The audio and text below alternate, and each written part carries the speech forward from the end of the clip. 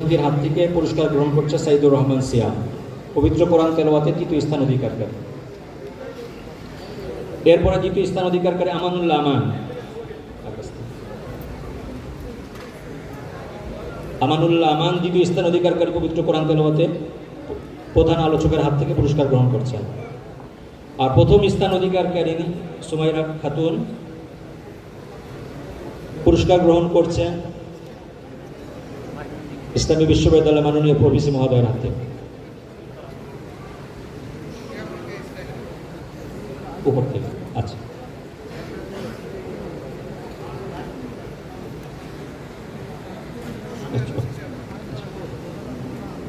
এ পর্যায়ে আমি নাম ঘোষণা করছি হামদ এবং নাতে যারা প্রথম দ্বিতীয় তৃতীয় স্থান অধিকার করেছেন। প্রথম স্থান অধিকারকারী অষ্টম শ্রেণীর ছাত্রী আয়শা তাবাসসুম পুরস্কার গ্রহণ করছেন মাননীয় প্রধান অতিথির হাত থেকে। দ্বিতীয় স্থান অধিকারকারী নবম শ্রেণীর ছাত্রী ইয়ামিন সুলতানা।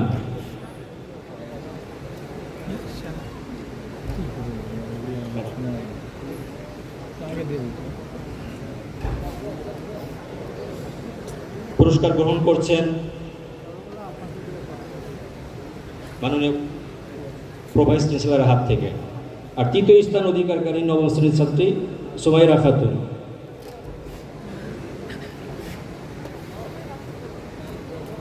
পুরস্কার গ্রহণ করছেন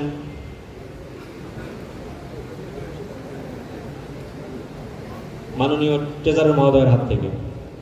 এ পর্যায়ে রচনা প্রতিযোগিতায় প্রথম স্থান অধিকারকারী জান্নাতুল ফেরদাউস জ্যোতি পুরস্কার গ্রহণ করছেন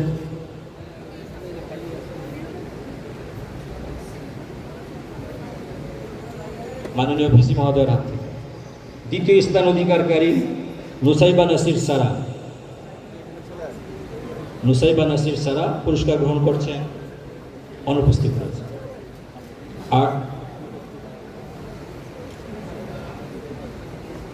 নুসাইবা নাসির সারা তার আম্মা উপস্থিত রয়েছেন, তিনি পুরস্কার গ্রহণ করছেন।